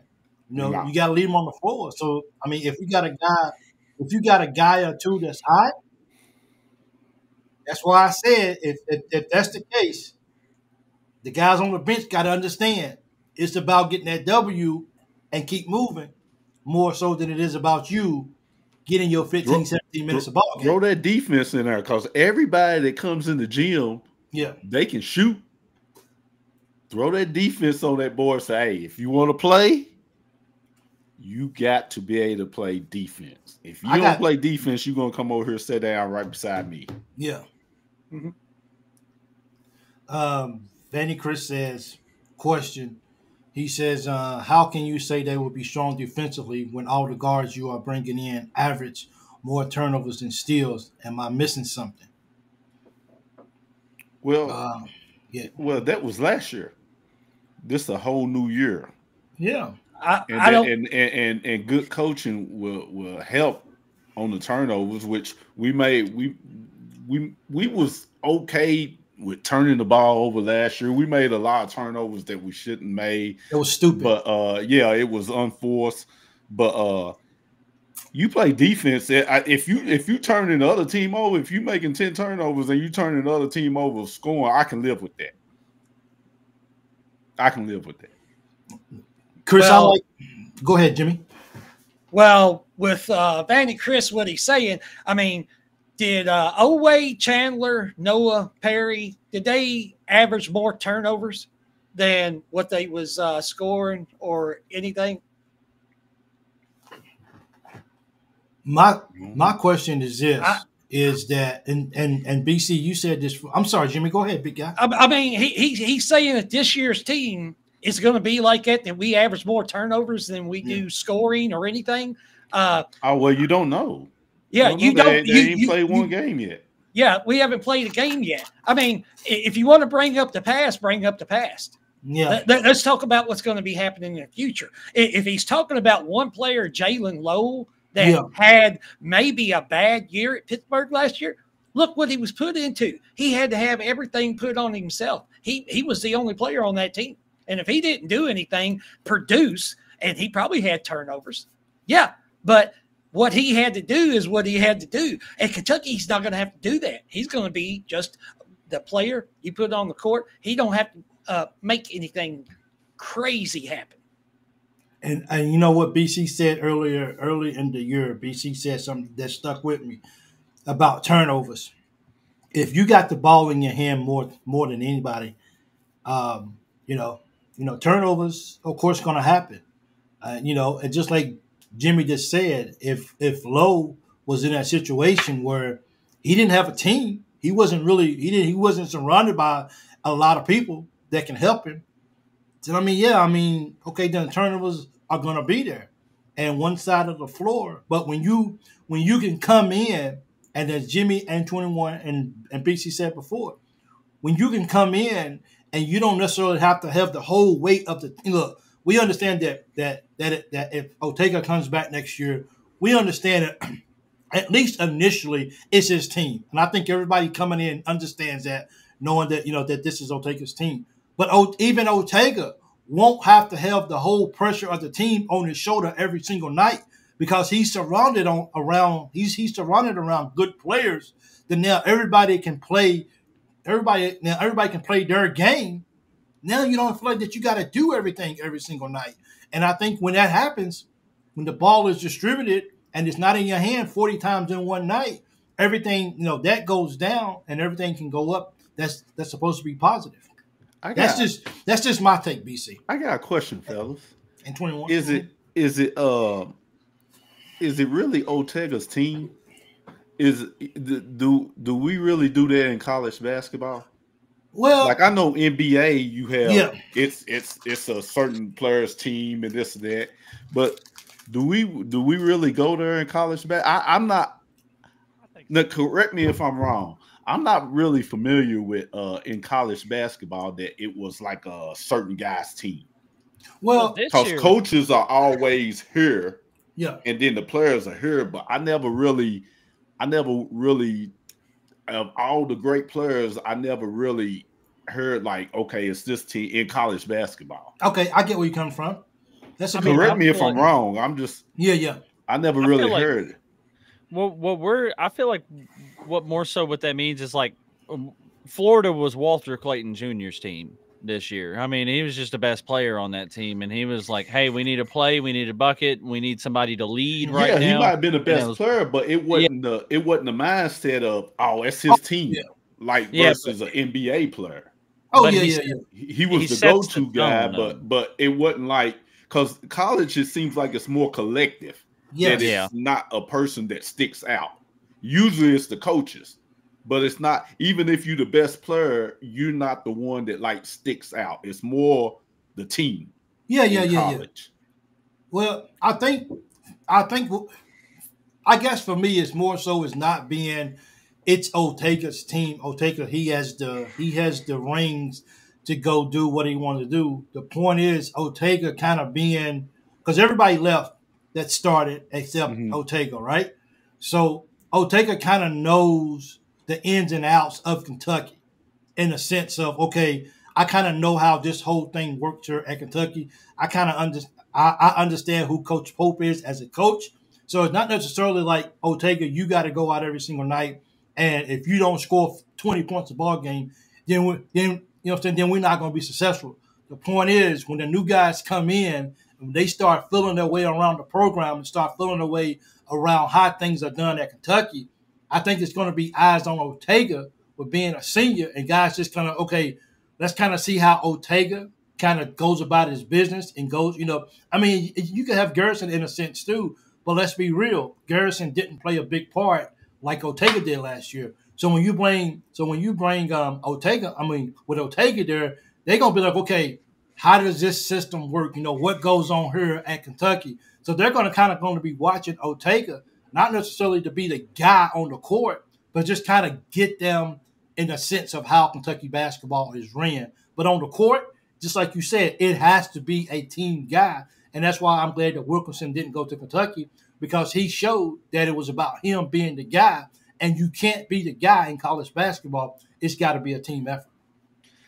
See, I think though it's like, I think more so what I'm getting at though is that you got to have a tone setter. You got to have somebody that's responsible, willing to assume that responsibility and that mantle of being like, hey, I will be okay with being the person that's taking that risk Oweh did it twice against his former team in Oklahoma. I mean, the guy that took the ball and said, I'm wanting to run this and run at the rim and try to get a layup off and send these boys packing, So, I mean, I think it's all about responsibility, and don't get me wrong, Mark Pope is responsible if the team is successful or not. And then all the other players feel that accountability and that responsibility as well.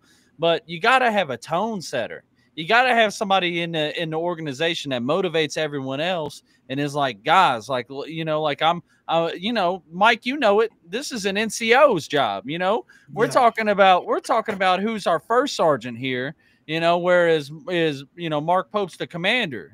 So I feel like that's all it is. It's not like some kind of prime time, like, oh, LeBron James on the Los Angeles Lakers, he makes 40, some gazillion million trillion dollars a year, like, so I just think it's all about that accountability and that responsibility. And in practice, I feel like that's when it really starts to work too, because Oweh is going to get all these guys working for sure.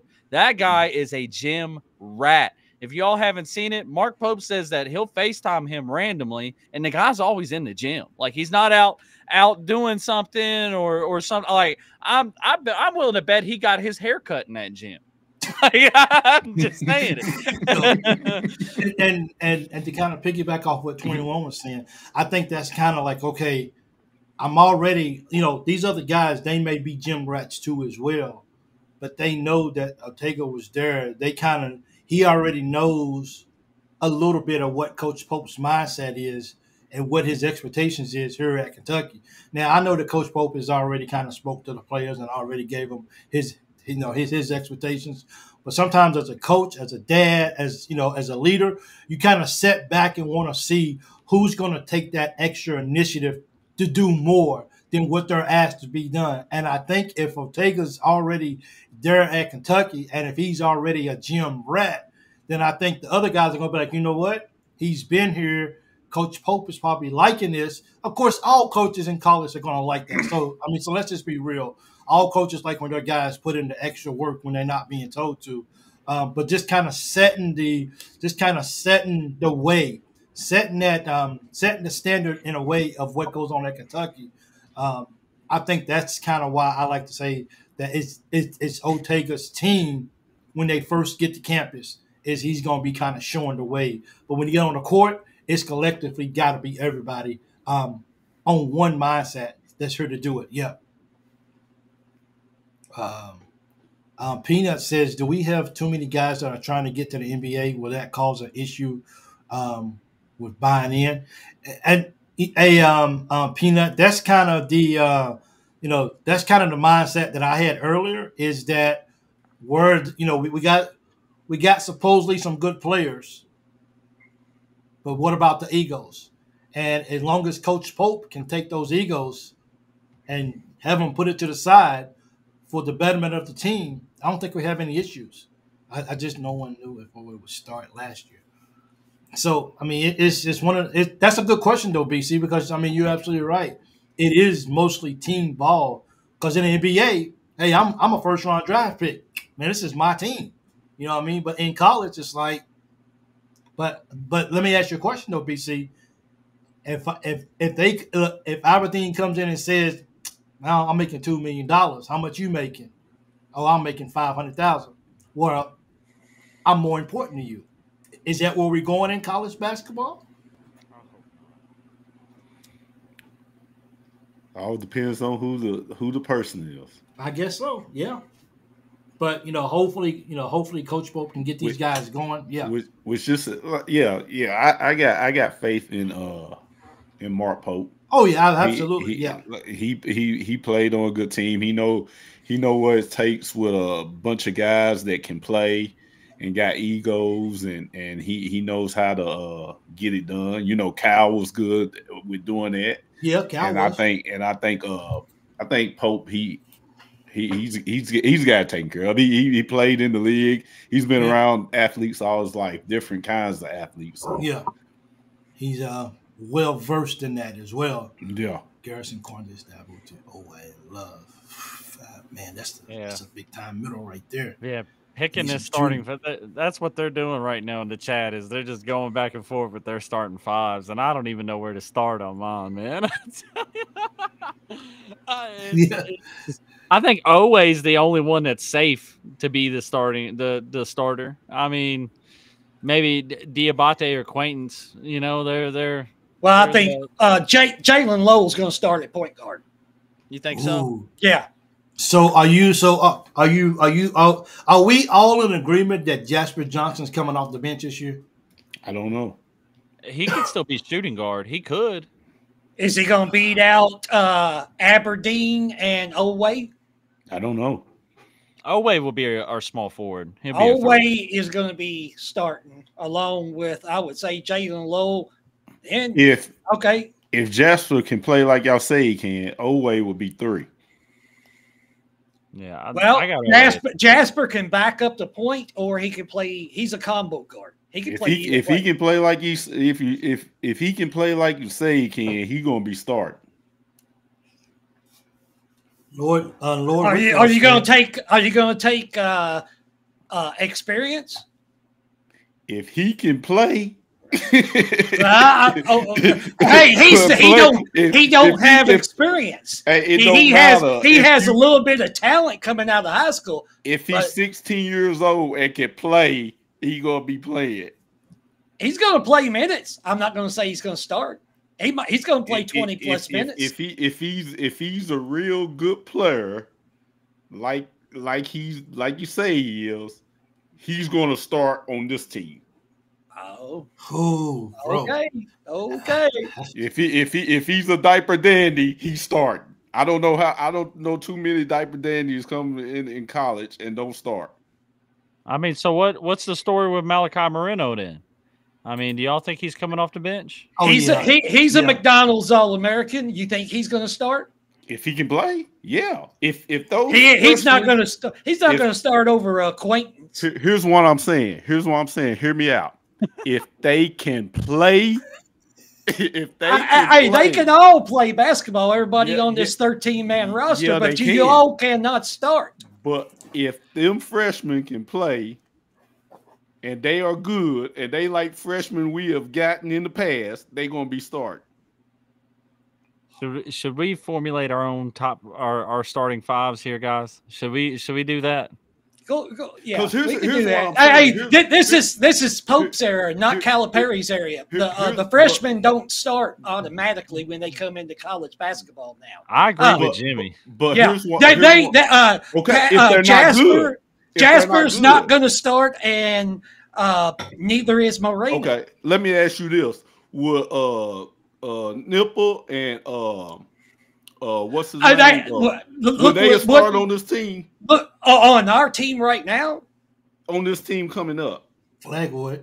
Would Flag and Nipple started on this team? Well, Flag's the number 1 draft pick in America right now. Yeah. For the NBA. What is Jasper Johnson predicted to be in the top 32 draft picks? Or Malachi Moreno? Yeah, Jasper's projected to be a top 10. He's a lottery pick. Well, okay. If they can play. That's the key word. If they are good freshmen, like a great freshman is, like the flags and the guy for the kid for Alabama that was good, that was a freshman, the kid from Texas, would they start on this team? That's all I'm saying. Any player is going to start. Yeah, not any player now.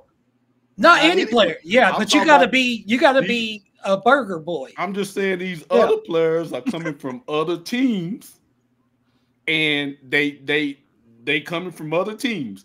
These kids are coming in, and if they good as what people say they are, they should start on this team. I believe they will. That's all I'm saying. If they good as what they say they are, they should start on this team right here. Because these guys got experience. They've been in college. But if these freshmen, I always said freshmen the best players over the last 20 years. Freshmen the best players in college. Because look how many of them in the NBA. The best players. A lot of them. Yeah. Yeah, I do hear what you're saying, BC. That if you can play, you can play. I get what you're throwing down for sure. But man, I mean, okay, 21. If Jasper's starting, now we got an ego problem, or do we?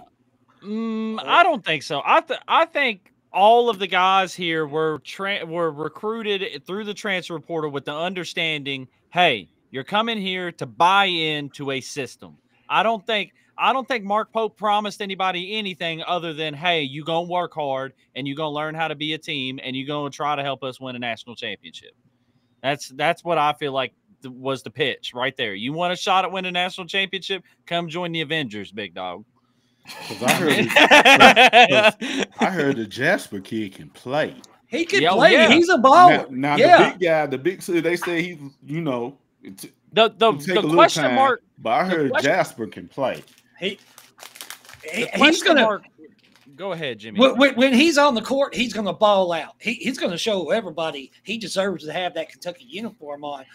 But if he doesn't start, he's still gonna play 20, 22 minutes a game, and he's gonna be able to ball out. Just look at Devin Booker and them. They didn't start. Yeah, but we didn't win a chip that year, man. Well, I mean, still, but they went to the pros. Final Four. Hey, first round draft pick. So first round draft pick, yeah. Reed Sheppard didn't play. He didn't start. No, nope. He didn't start. Neither did Rob Dillingham. He didn't start. They only started when somebody was hurt. Yep. So I guess we can all agree is that starting in college basketball is not the end of all in. You can not still in Kentucky. No. Okay, not in Kentucky. So, everybody else. Yeah. So overall, I mean, that's a selling point, man. Like, look, we got guys in the league today, first round draft pick, didn't start. You're gonna get your minutes just because you're not on the floor when the game starts. Don't get comfortable because you're gonna get up off the bench fast.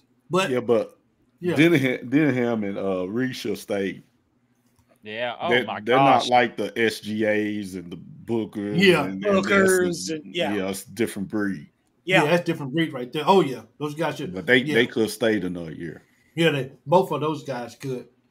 Well, both of those guys kind of got screwed. I'll tell you that by the team that they got drafted by. I mean, you can't start Reed Sheppard right now on the Houston Rockets because of who they have, already on that team, and you can't start Rob Dillingham on that team. You got Anthony Edwards. Yeah, that's what's crazy. But they drafted him though. That's what they drafted him for the future. For the future. But Reed, he stayed 4 years at Houston. He make over $40 million. So that's not too bad. That's not too bad that's not too bad of a work of a check. That's for sure. To not run platoon in the first half to see who gets the hot hand. So Rondo came in as a 10-5-5 player. I think Jasper is similar type. Ooh, you putting him in the same shoes? You putting him in the same shoes as Rondo? But Jasper's a better shooter. Rondo couldn't shoot. Way better Rondo shooter. couldn't shoot. But you know what? Rondo understood his role though. Yeah, he understood his role. Yo, yeah, He'll you know what I'm beat you saying? up, and he has Yeah. smart basketball mind. Oh, he's Yeah. very, dude. Some people say he's one of Even the at smartest guys. Kentucky. Man, he's just his IQ is crazy, dude. Cal like- sabotage, reading rock. I'm- Should never win. I feel like with Moreno, though, the big question mark isn't if he's going to be a good player. It's going to be how well he plays against other college centers, though, because Yeah. he's just dominating right now. I mean, Yeah, Yeah, it's he just- is. yeah. Yeah. So I mean, we got plenty of good guards in this state to know that Jasper Johnson's elite, but we don't have as many elite big men as Moreno, you know, to be able to know if he's, you know, going to be good. So, man, We'll know when we about the time we Christmas shopping. yeah, Yeah. that's right. That's right. We'll know what we got on this team. That everyone on this team can make threes. I hope everybody on this team can. We know Garrison's going to take some threes. Oh, yeah. that's We know- right. hey, that's for Right. sure, Sean. Garrison's Yeah. going to take a three. That's for sure. But Hey, he knocks him down though. yeah. Well, yeah, he does. He knocks him Well, down. besides, I still don't think that Pope would tell Moreno not to take one, but I think he's the only player on the team that will not be able to make threes. Oh man, dude, come on, you gotta come on, Reno. Look, look. If, he can handle the ball though, can he? yeah, Can Yeah. he got yes, that's what somebody was telling me, that he can handle the basketball. well, I mean, if you got that many guards on the team already, I mean, why are you even worried about you? Well, I guess in Pope's offense and what Pope likes to do, then I guess that's that's what it is. I'm anxious to see big dude overseas. That's why I'm anxious to see. I think that he'll be okay, but Yeah. I believe he's just going to be a freshman. He's never played any college basketball.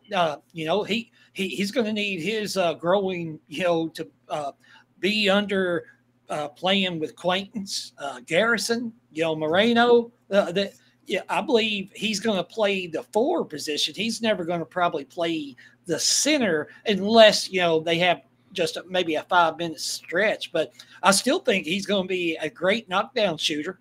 Yeah. Jaden makes threes in mid range, has a Larry Bird looking shot. Pope might have told Jasper. Look, guys, this is Kentucky basketball, and the Final Four is just a couple of weeks ago, and you got 116 people wanting to talk Kentucky basketball. Man, that is that's a testament of what Kentucky basketball is all about. You don't hear Vandy fans Big sitting around Blue talking. Nation. You don't hear Vandy fans sitting around talking about how good Vandy is going to be or not, because it doesn't matter. It matters It here is at Kentucky. Yeah, I mean, it just does. Boom, boom, Yeah. boom. Man, Vandy Chris still here? I don't know if he's there or not, but I mean, look, I don't like Vandy. I don't like Vandy. I just don't. I don't want Vandy to ever beat us ever. You ever like again. Vandy? You like? That's how I am with Tennessee. Yeah. So, I mean, guys, I feel like, look, it's a random Monday night in the off season, and look, we all know that we got a really, really good team. Yeah, and I think that's where the excitement comes from, right there. And also, I know I'm trying to get to 50 likes on this video, so we got 116 people. So if you haven't hit that thumbs up yet, why don't you go ahead and do us a favor and smash that like button for us? It will mean a lot for us. Clint, welcome to the show. Appreciate you. Make sure you wash those hands, Clint, and smash that like button. I'll appreciate that very much, big guy. BB and Don Ho, welcome to the show. Thank you so much. I appreciate it. It's a complete team. I mean, if we're done, and I think, Jimmy, you follow this all the time, and if we're really, really done, then Dab Sharp to transit. I'm not sure who's in the house tonight. UK's in the house tonight.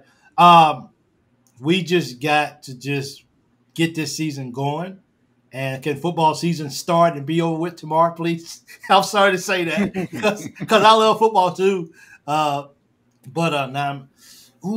what's crazy is Marino is like 9 months older than JQ. Whew. That's crazy, man. So the transfer portal. Yeah, Clint Hardy. He is as Jimmy would say, I think that's the last piece of the what's name Pope can go home tonight, sleep in his own bed, not have to be in there, because tomorrow is when the real task starts. Is when you. I'm pretty sure they got a nice little group chat going already. You know what I mean? So that would be. I would love to be in that right there. That's for sure. So are we at 50 likes already? Yeah, because that's 59. 59. Oh, we made it, guys. We made it tonight. Can we get 60, 65, 75, 30, 35, 40? Get it. Get it. Come on. So, man, I appreciate you guys jumping on this Monday night. We beat the Wizards. Yeah, we beat the Wizards. So, I haven't seen this team play, and no. Hey, Big Mike. What's up? What's up, 21? I heard someone told me that UK basketball is not back. Someone told me that UK is just going to keep losing to Tennessee and Kansas and Duke and all these other blue bloods. We're just going to get passed up. What do you got to say to that? Hey, the truth is in the pudding. It is, we went to the Sweet 16 with a team that nobody said that should happen. Then we went with people even Kentucky players. Let's be real. Even Kentucky players who is that? Like, who? And look what Coach Pope was able to do in year one with that. And now he got some real strategic players. And look, I always was a big fan of if a guy can come from a small school and still hoop, no problem whatsoever. I'm all in that. Playing at Kentucky, it makes people raise their game. But now we got the Floridas and we got the other, you know what I'm saying? We got TCU. Let me make sure I get this right. We got the Floridas. We got the overseas. We got the Pitt. Tulane. We got the Alabama, Arizona State. You know what I'm saying? So we got all these guys coming in. We got guys that we got two of the guys came from the SEC. One came from ACC. Actually, Arizona State is in what now? Arizona State is in what? Big 12. They're in the Big 12, so we got a big play. Tulane is in what? I think Tulane is in what? The AAC or something like that? I'm not really sure. I'm not sure. It could be, yeah. I'm not sure. Is it Big East? I don't know. But the point is, we got guys who have been playing at this level of college basketball in their life.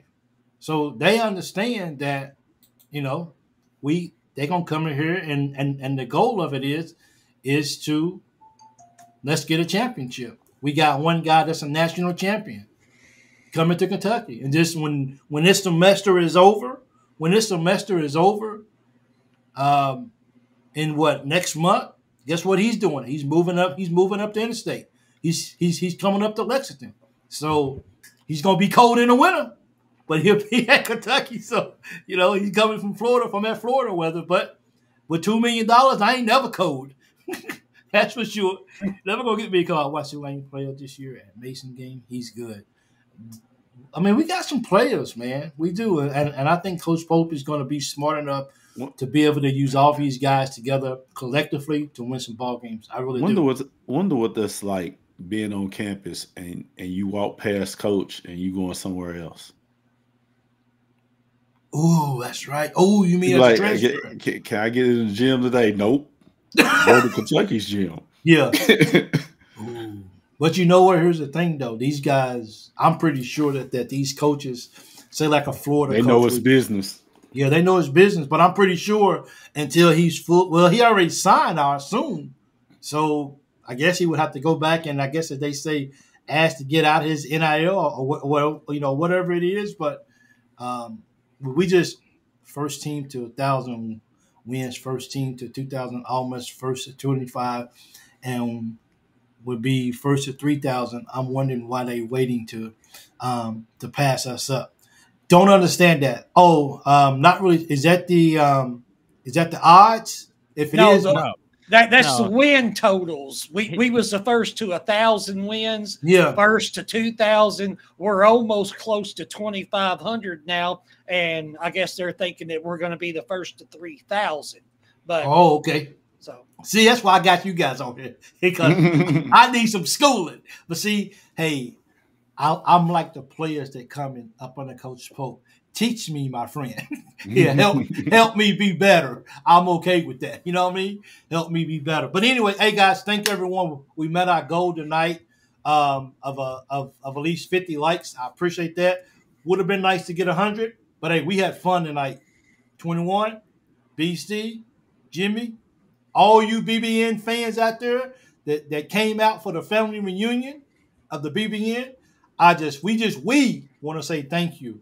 We will definitely be a Monday night show every week at the same time at 6 Eastern here on YouTube. Hope you guys will join us each week. And throughout the week, we'll have shows that we upload and add or whatever. I know Jimmy and probably Leah's going to get together and probably just hang out too as well and probably do a show during the week. We have to see how that goes, but I think that's kind of in the working as well. So definitely look forward to that and uploaded videos. But thank you guys so much. We appreciate it. Until next time, go Cats.